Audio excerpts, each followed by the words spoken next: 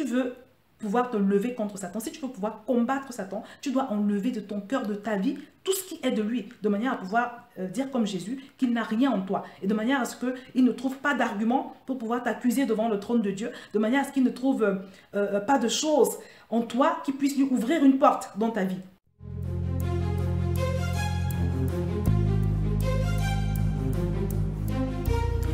Bonjour à tous, bienvenue sur Vie TV pour l'émission Expérience surnaturelle.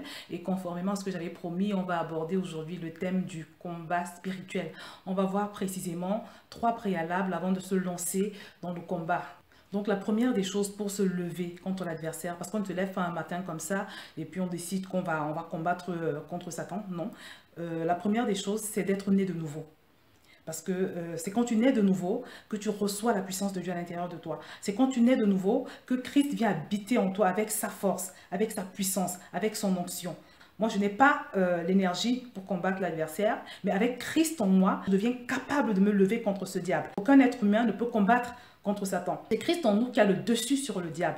Donc c'est très important, avant de vouloir combattre Satan, de s'assurer que tu as donné ta vie à Jésus, tu t'es repenti de tous tes péchés, que Jésus-Christ est vraiment non seulement ton sauveur, mais le Seigneur de ta vie. On va le voir dans Marc chapitre 16. Allez par tout le monde et prêchez la bonne nouvelle à toute la création. Celui qui croira et qui sera baptisé sera sauvé, mais celui qui ne croira pas sera condamné. Voici les miracles qui accompagneront ceux qui auront cru. En mon nom, ils chasseront les démons, ils parleront de nouvelles langues, ils saisiront des serpents. S'ils boivent quelques breuvages mortels, il ne leur fera point de mal, ils imposeront les mains aux malades et les malades seront guéris. Donc là, c'est Jésus qui s'adresse à ses disciples.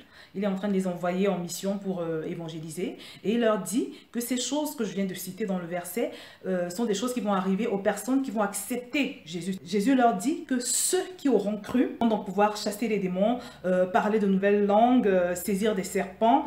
Ils imposeront les mains aux malades et les malades seront guéris. Donc il y a une série de signes qui accompagnent la nouvelle création. Pour pouvoir faire toutes ces choses, tu dois être né de nouveau. Et une fois que tu es né de nouveau, si tu as la foi qu'il faut, si tu réunis les conditions que je vais évoquer tout à l'heure, tu peux chasser Satan. Un deuxième exemple qui nous montre qu'il est important de connaître Jésus et de ne pas simplement imiter les gens qui chassent les démons, c'est celui qu'on va voir dans le livre des Actes au chapitre 19 verset 15. Alors c'est l'histoire de 2 hommes, les fils de Sceva, qui s'étaient aventurés à vouloir imiter Paul. Parce qu'ils se sont retrouvés dans une circonstance où l'apôtre Paul avait été puissamment utilisé par le Seigneur, au point où quand les personnes qui étaient malades entraient en contact avec des bouts de tissu que Paul avait touchés, ces personnes étaient guéries. Donc ils ont vu ça, ils ont été émerveillés, ils ont été vraiment éblouis, et ils se sont dit qu'ils allaient faire la même chose. Ils sont allés vers les personnes qui étaient possédées, et ils ont voulu leur imposer les mains. Sauf que quand ils leur imposent les mains, l'esprit qui était sur l'un de leur dit « Je ne vous connais pas. Je connais Paul, mais vous, je ne vous connais pas. » On va le lire d'ailleurs, Actes chapitre 19, verset 15. L'esprit malin leur répondit, « Je connais Jésus et je sais qui est Paul, mais vous, qui êtes-vous » Et l'homme dans lequel était l'esprit malin s'élança sur eux, se rendit maître de tous deux, et les maltraita de telle sorte qu'ils s'enfuirent de cette maison nus et blessés. Le verset nous dit que quand ces hommes ont essayé d'imiter Paul, l'esprit leur a répondu, « Je ne vous connais pas. Je connais Paul, je connais Jésus, mais vous, je ne vous connais pas. » Et il s'est attaqué à eux. Il les a molestés. Donc c'est ce qui risque de se passer pour ceux et celles qui veulent combattre Satan sans avoir Jésus en eux. Donc la première condition, c'est vraiment d'être né de nouveau. La deuxième condition pour pouvoir se lever contre Satan, c'est d'être conscient de qui tu es et de ta position spirituelle. Qui tu es, c'est ce qu'on a vu les dernières semaines. Donc tu dois être conscient de qui tu es en Christ, de ton statut d'intouchable. Et tu dois également être conscient de ta position spirituelle, parce que mon bien-aimé, tu as une position spirituelle. La parole de Dieu nous dit dans Éphésiens que Dieu nous a fait asseoir avec Christ dans les lieux célestes. Donc on va le lire dans Éphésiens chapitre 2 verset 6. Il nous a ressuscités ensemble et nous a fait asseoir ensemble dans les lieux célestes en Jésus-Christ. La parole de Dieu nous dit que nous sommes positionnés avec Jésus dans les lieux célestes. Et quand on parle de lieux célestes, il ne s'agit pas d'une position géographique, mais d'une position spirituelle. Toi et moi, nous avons la même position que Christ en fait, spirituellement parlant. Et quelle est la position que Christ occupe? On va le voir également, toujours dans Éphésiens. Il l'a déployé en Christ en le ressuscitant des morts et en le faisant asseoir à sa droite dans les lieux célestes, au-dessus de toute domination, de toute autorité, de toute puissance, de toute dignité et de tout nom qui se peut nommer, non seulement dans le siècle présent, mais encore dans le siècle à venir. Il a tout mis sous ses pieds et il l'a donné pour chef suprême à l'Église. Ce verset nous dit que Dieu a fait asseoir Jésus au-dessus de tout ce qui est domination spirituelle, de tout ce qui est principauté, de toutes les autorités. Dieu l'a élevé au-dessus de tous ses pouvoirs. Et toi et moi, selon le verset qu'on a lu avant, nous sommes assis avec Christ. Notre position spirituelle, avec Christ en nous, c'est au-dessus de Satan. On va encore le voir dans Luc au chapitre 10, verset 19. Voici, je vous ai donné le pouvoir de marcher sur les serpents et les scorpions et sur toute la puissance de l'ennemi, et rien ne peut vous nuire. Vous connaissez ce verset, bien-aimé, et il est clair.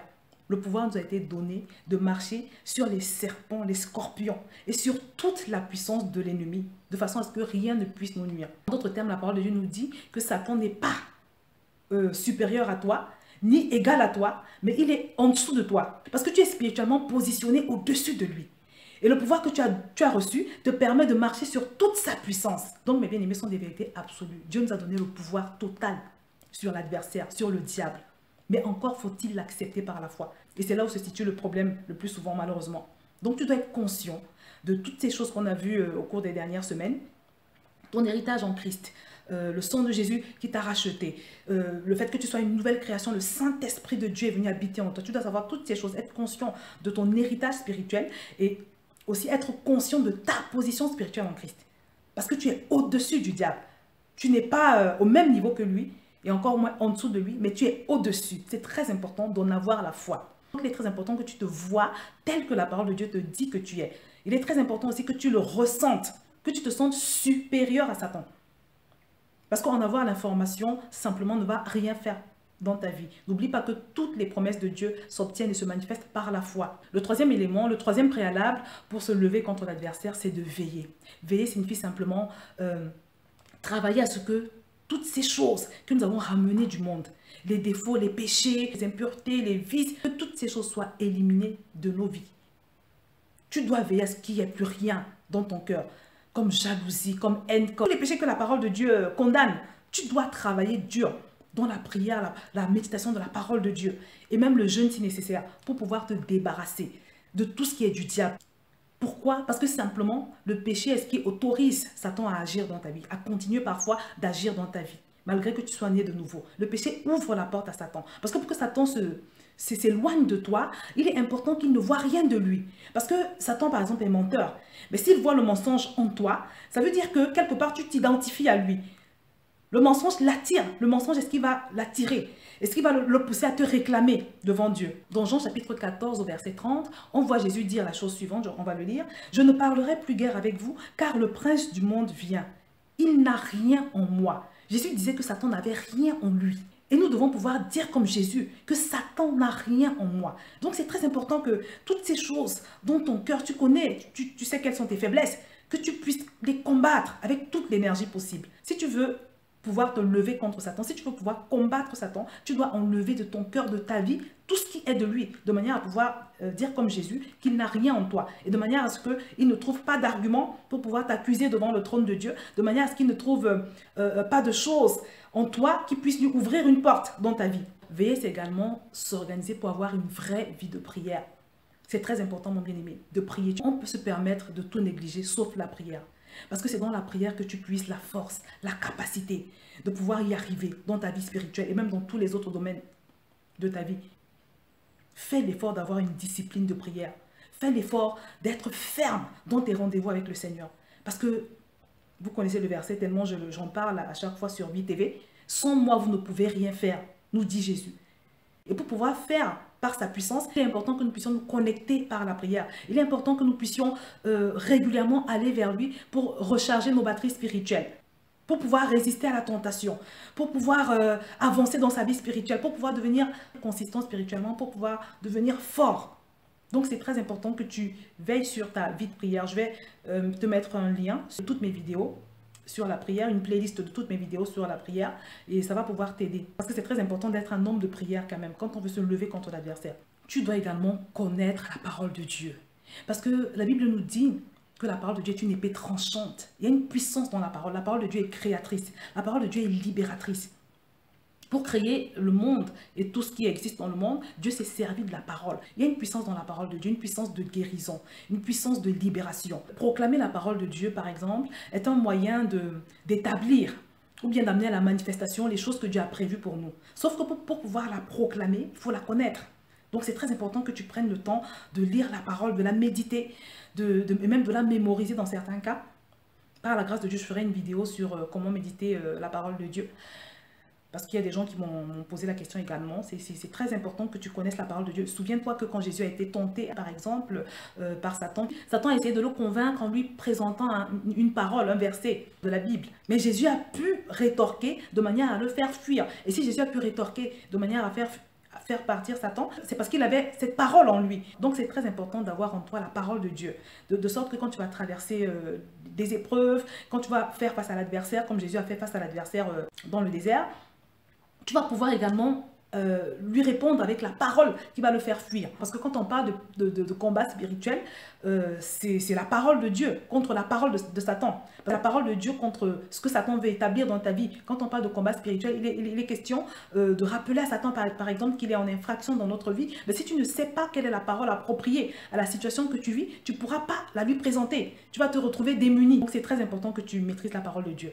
Donc, mon bien-aimé, avant de te lever contre le diable, contre les attaques de l'adversaire dans ta vie, il y a 3 choses. Être né de nouveau, être conscient de ta condition spirituelle, de ton héritage en tant que fils de Dieu et de ta position spirituelle par rapport à Satan, notamment que tu es au-dessus de lui. Et enfin, veiller. Veiller en recherchant la sainteté de Dieu, en combattant le péché, en faisant tous les efforts que tu peux pour te séparer de ce péché de manière à ne pas offrir à Satan de point de contact dans ta vie.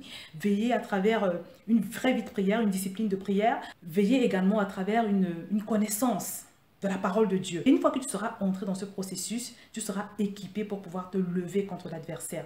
Donc voilà ce que je pouvais dire pour ce premier sujet concernant le combat spirituel. La semaine prochaine, on va poursuivre sur la même lancée. J'espère que tu as été édifié, que tu as appris quelque chose aujourd'hui. Je vais donc m'arrêter là. Et je te dis à très bientôt sur VTV.